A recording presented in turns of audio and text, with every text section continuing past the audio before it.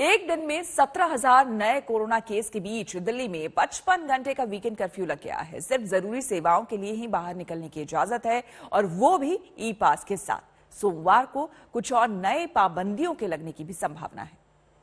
कृपया करके आप सभी लोग अपने घरों में रहें, फालतू का टाइम बाहर ना निकलें और काम ना हो सके अपने घरों से ही काम करें।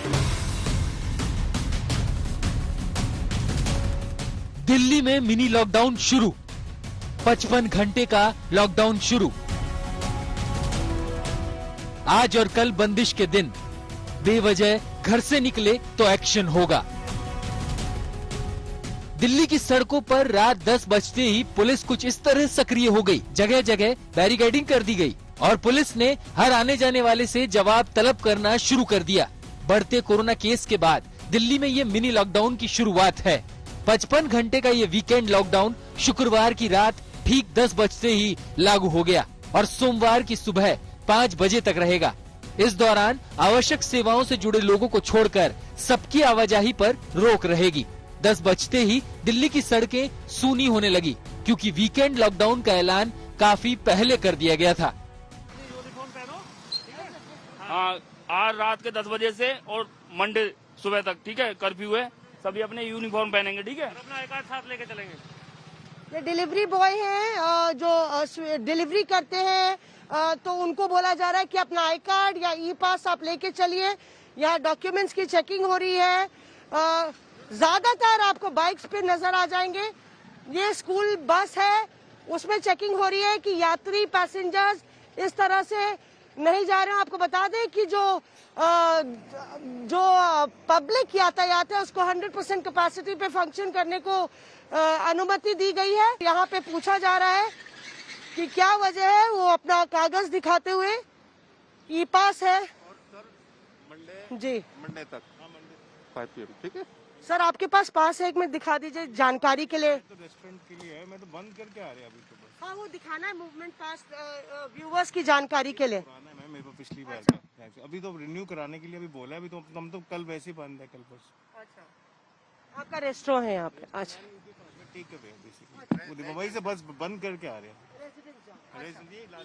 सेकंड में रहता हूँ विनोदपुर में। जी। तो यहाँ के रेजिडेंट्स हैं जो वापस घर जा रहे हैं और उनके पास मूवमेंट पास की भी पर्ची है। पर ज्यादातर आपको बता दें कि अगर आप बिना किसी कारण के ऐसे घूमने के लिए दिल्ली की सड़कों पर निकलेंगे तो ये याद रखिए कि आपकी भी जिम्मेदारी बनती है एक जिम्मेदार नागरिक के तौर पर कोरोना के संक्रमण को रोकने के लिए, नियमों का पालन करने के लिए। पुलिस ने रात 10 बजे के बाद आने वाले लोगों से आवश्यक सेवा से जुड़े दस्तावेज दिखाने को कहा। कुछ लोग वीकेंड कर्फ्यू को लेकर जागरूक थे और साथ में दस्तावेज लेकर चल रहे थे, लेकिन कुछ लोगों के पास माकूल जवाब नहीं था। यहाँ पे सिक्योरिटी बहुत पुख्ता है। देखिए, जगह जगह पर चेकिंग हो रही है। आपको आईडी कार्ड दिखाना पड़ेगा, आपको दस्तावेज दिखाने पड़ेंगे। अगर आप नहीं दिखा पाएंगे तो आप पर लीगल कार्रवाई की जाएगी। देखिए, जो बस आपको पीछे नजर आ रही है, बस 100% कैपेसिटी पे चलेगी। सरकार ने ये बात साफ कर दी थी ताकि जो लोग आना जाना चाहते हैं, वही लोग जो डॉक्टर्स हैं, लॉयर्स हैं, स्टूडेंट्स हैं, उन लोगों के लिए बसों को लागू किया गया है। लेकिन बस भी देखिए, सिर्फ एक जन हमें दिखा बस में बैठा हुआ, पूरी बस खाली है। पीछे जो गाड़ियां आ रही हैं, ऑटो भी हैं, उनकी यहाँ पर पुष्टि की जा रही है, डॉक्यूमेंटेशन चेक किया जा रहा है। पुलिस की गाड़ी वहाँ पे खड़ी है सहित, यहाँ पे बैरिकेड है और पुलिस काफी भारी तादाद में कैनॉट प्लेस में नजर आ रही है। बाहर मत निकलिए वरना चालान भी होगा और आप पर लीगल कार्रवाई भी की जाएगी। दिल्ली में नाइट कर्फ्यू लगातार गंभीर होते हालात के मद्देनजर जरूरी था। दिल्ली में बीते 24 घंटे में कोविड-19 के 17,335 नए मामले सामने आए।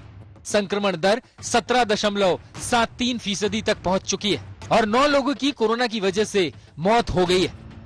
दिल्ली में वीकेंड कर्फ्यू आज रात 10 बजे से शुरू हो जाएगा और सोमवार सुबह 5 बजे तक रहेगा। इस दौरान लोगों को बिना वजह घर से बाहर निकलने की इजाजत नहीं होगी। बहुत जरूरी काम के लिए आप घर से बाहर निकल सकते हैं। आइए आपको दिखाते हैं कि दिल्ली में वीकेंड कर्फ्यू को लेकर क्या गाइडलाइंस हैं। दिल्ली में नाइट कर्फ्यू सोमवार की सुबह 5 बजे तक जारी रहेगा। इसके लिए बाकायदा गाइडलाइंस जारी की गई हैं। इसके मुताबिक आवश्यक सेवाओं को छोड़कर किसी भी काम के लिए घर से बाहर घूमने की इजाजत नहीं होगी। मेट्रो सेवा चालू रहेगी, लेकिन हर 15 से 20 मिनट बाद एक ट्रेन आएगी।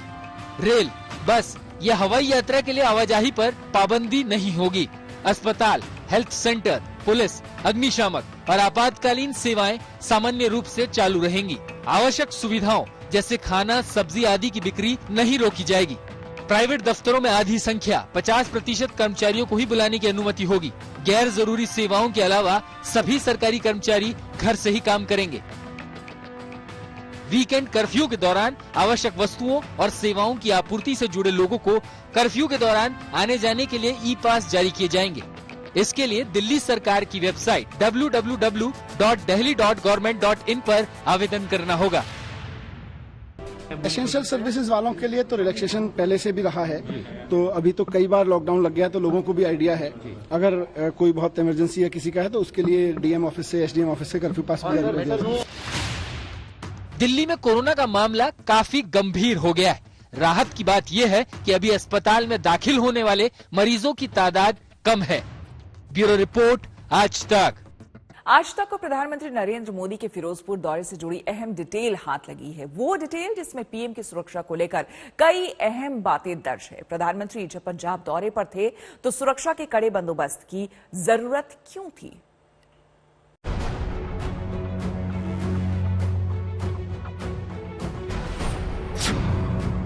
क्या प्रधानमंत्री की जान को वाकई खतरा था?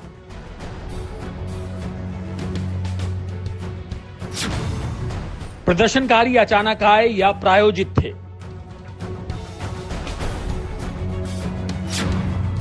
क्या है सुरक्षा चूक का खालिस्तानी एंगल? प्रधानमंत्री की सुरक्षा में हुई चूक को लेकर आज तक के हाथ कुछ डॉक्यूमेंट लगे हैं। ये वो डॉक्यूमेंट हैं जो बताते हैं कि प्रधानमंत्री नरेंद्र मोदी हमेशा आतंकियों के टारगेट पर रहते हैं। पंजाब दौरे से पहले भी इंटेलिजेंस एजेंसियों से लेकर पुलिस को सुरक्षा के कड़े इंतजाम करने की जरूरत थी। रिपोर्ट के मुताबिक 5 जनवरी को 2 किसान संगठन प्रदर्शन करने वाले थे। बीकेयू, एकता उगरहा और किसान मजदूर संघर्ष कमेटी। केंद्रीय मंत्री गजेंद्र शेखावत से मुलाकात के बाद दोनों संगठन मान गए। दोनों संगठनों ने प्रधानमंत्री का रूट ब्लॉक नहीं किया। बीकेयू क्रांतिकारी ने प्रधानमंत्री का रूट ब्लॉक किया। सवाल यही है कि आखिर बीकेयू क्रांतिकारी संगठन के लोगों ने प्रधानमंत्री का रूट क्यों ब्लॉक किया? क्या उन्हें रूट ब्लॉक करने के लिए भेजा गया था? अगर ऐसा था तो पीछे कौन है? आज तक को मिली जानकारी के मुताबिक पंजाब में खालिस्तानी आतंकी वीवीआईपी को टारगेट बनाने की फिराक में बैठे थे। प्रधानमंत्री जी की सुरक्षा में जो चूक हुई, इसके पीछे क्या है? ये कैसे हो सकता है? क्यों होने दिया गया? क्या मंशा थी? और जो भी इसके पीछे होगा उसके खिलाफ कड़ी कार्रवाई होनी चाहिए। ये देश की जनता की मांग है। प्रधानमंत्री देश के हैं, उनकी सुरक्षा सबकी जिम्मेदारी और राज्य की जिम्मेदारी है। जिस राज्य में प्रधानमंत्री जी का दौरा है और वहां के मुख्यमंत्री, वहां के कांग्रेस के अध्यक्ष, उन सबका ऐसा बयान, बेतुके बयान जिस तरह से आए, वो अपने आप में दिखाता है कि पीछे कौन लोग हैं। पंजाब में 22 सितंबर 2021 को खालिस्तान टाइगर फोर्स के सदस्यों की गिरफ्तारी भिकीविंड से हुई। गिरफ्तार आरोपियों के पास से ग्रेनेड, आईएलडी और हथियार बरामद हुए थे। खालिस्तानी आतंकियों के टारगेट पर वीआईपी और बीजेपी के बड़े बड़े नेता थे। पंजाब में वीवीआईपी की सुरक्षा को खालिस्तानी और राष्ट्र विरोधी तत्वों से बड़ा खतरा है। पठानकोट में 21 नवंबर 2021 को बम धमाका हुआ था। 23 दिसंबर 2021 को लुधियाना में कोर्ट परिसर में बम धमाका हुआ। किसान आंदोलन की आड़ में खालिस्तान ने अपने ग्रुप को पंजाब में एक्टिव किया है। सिख फॉर जस्टिस की तरफ से मोदी सरकार के खिलाफ लोगों को भड़काया जा रहा है। बड़ी खबर इस वक्त की आपको बता दें, दिल्ली एनसीआर में बीती रात से झमाझम बारिश हो रही है। लगातार बारिश हो रही है और इस बारिश की वजह से आपको बता दें कि तापमान में गिरावट भी दर्ज की गई है। ठिठुरन बढ़ गई है। तो दिल्ली एनसीआर का पूरा इलाका झमाझम बारिश से इस वक्त तरबतर है। आपको बता दें पूरी रात लगभग बारिश हुई है। दिल्ली एनसीआर में मूसलाधार बारिश हुई है जिसकी वजह से कई इलाकों में जल भराव की स्थिति जो है वो सामने आ गई है। हालांकि आज शनिवार है और ऐसे में लोग अपने अपने घरों से बेहद कम ही निकलेंगे, लेकिन उसके बावजूद आपको बता दें कि लगातार बारिश होने की वजह से तापमान में भी गिरावट दर्ज की गई है और ठिठुरन भी बढ़ी है। इनफैक्ट आगे भी मौसम विभाग के मुताबिक आगे भी ठिठुरन और बढ़ेगी। जैसे ही बारिश होगी ठंड और बढ़ेगी और ठिठुरन भी बढ़ेगी, यानी कि फिलहाल सर्दी से लोगों को राहत मिलने की संभावना यहां पर बेहद कम है। लेकिन जो तस्वीरें सामने आई है उसमें कई इलाकों में जल भराव की समस्या सामने आई है, क्योंकि बीती रात से आधी रात से ही लगभग लगातार दिल्ली में और एनसीआर के कई इलाकों में लगातार तेज बारिश होती रही है। रुक रुक कर कई इलाकों में बारिश होती रही है, लगातार ये बारिश होती रही है। कुछ इलाकों में तो मूसलाधार बारिश हुई है और इसकी वजह से कई जगहों पर जल जमाव की स्थिति पैदा हो गई है। लेकिन शुक्र की बात यह है कि आज शनिवार का दिन है, ऐसे में कम लोग ही घरों से निकलेंगे, इसलिए लोगों को राहत रहेगी। लेकिन घर के अंदर भी तापमान में गिरावट होने की वजह से परेशानी बनी रहेगी। हमारे संवाददाता कुमार कुणाल हमारे साथ जुड़ गए हैं ज्यादा जानकारी के साथ। कुणाल, फिलहाल क्या बाहर स्थिति, अगर हम दिल्ली की बात करें तो कई इलाकों में बताया जा रहा है कि जल जमाव की स्थिति भी बन गई है। मौसम विभाग भी क्या कुछ कह रहा है, ये भी जानकारी दें।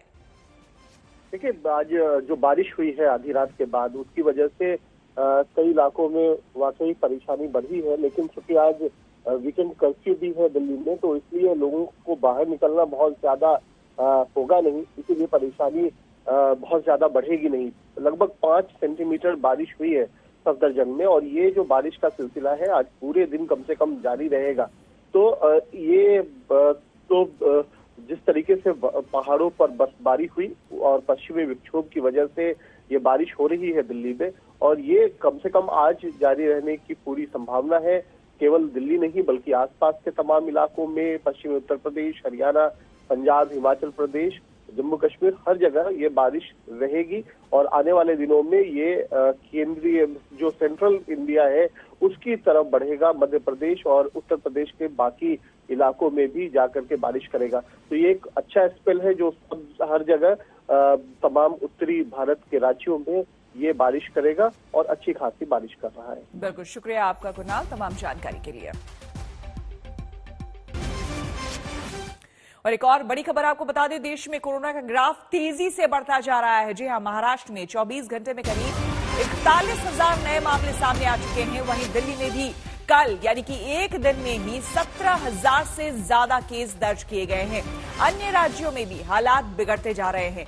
ओमिक्रॉन का संकट गहराया है तो कोरोना के आंकड़े भी बेहिसाब भाग रहे हैं। आपको बता दें, ताजा हालात पर 10 जनवरी को डीडीएमई की बैठक भी होने वाली है। लगातार न सिर्फ दिल्ली और महाराष्ट्र बल्कि देश में कोरोना संक्रमण का ग्राफ लगातार बढ़ता जा रहा है।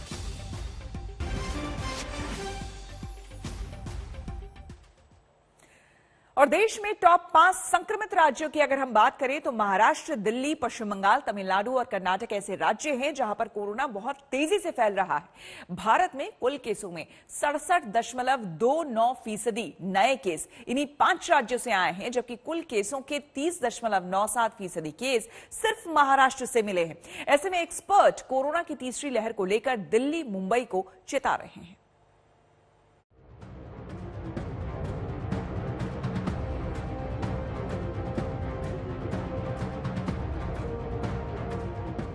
भारत में कोरोना के डेली केस 1 लाख के पार जाने लगे हैं।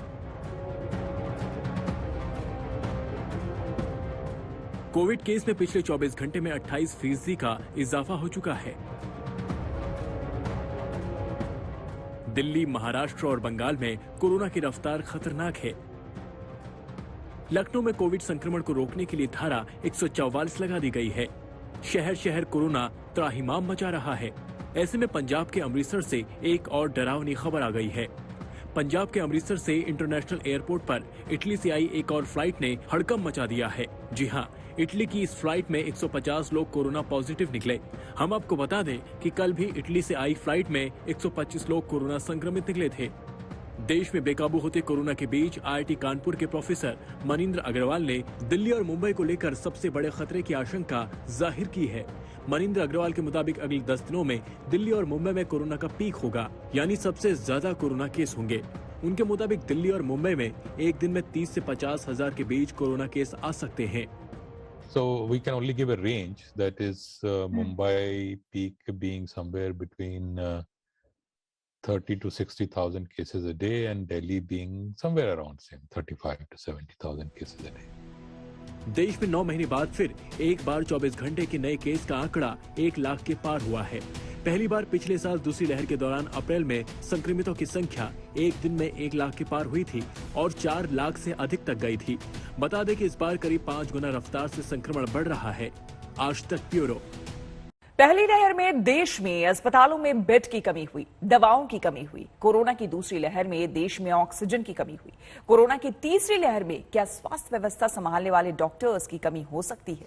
ये चिंतनीय आशंका की वजह यह है कि कोरोना की तीसरी लहर में सिर्फ आम लोग ही नहीं बल्कि जनता का इलाज करने वाले सैकड़ों डॉक्टर भी बहुत तेजी से संक्रमित हो रहे हैं। ऐसे में 55 घंटे का वीकेंड कर्फ्यू जहां दिल्ली में शुरू हो चुका है, वहां आम लोगों को सावधान होकर खुद सुरक्षित रहने का काम करना जरूरी है।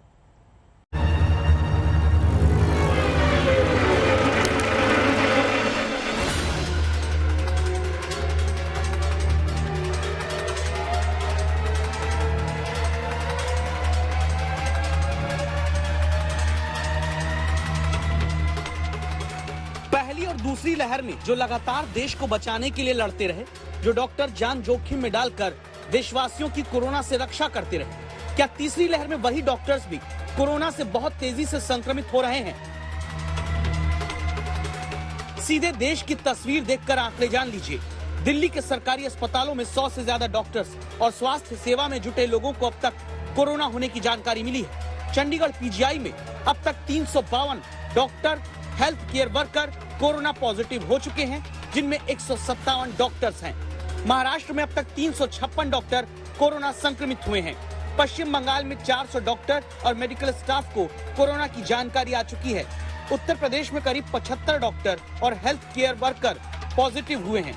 पटना के एनएमसीएच में 275 डॉक्टर, हेल्थ केयर वर्कर्स को कोरोना हो चुका है। झारखंड में 179 डॉक्टर और स्वास्थ्य सेवा करने वाले कर्मचारी संक्रमित हुए हैं। छत्तीसगढ़ में 100 से ज्यादा डॉक्टर्स को कोरोना हो चुका है। राजस्थान में 50 से ज्यादा डॉक्टर्स को कोरोना हुआ है। यही कारण है देश के स्वास्थ्य मंत्री भी चिंतित हैं। एम्स में पीपीई किट पहनकर जाते ये स्वास्थ्य मंत्री मनसुख मांडविया हैं। एम्स में उन डॉक्टर से मिलने पहुंचे जो देशवासियों को बचाते हुए संक्रमित हो चुके हैं।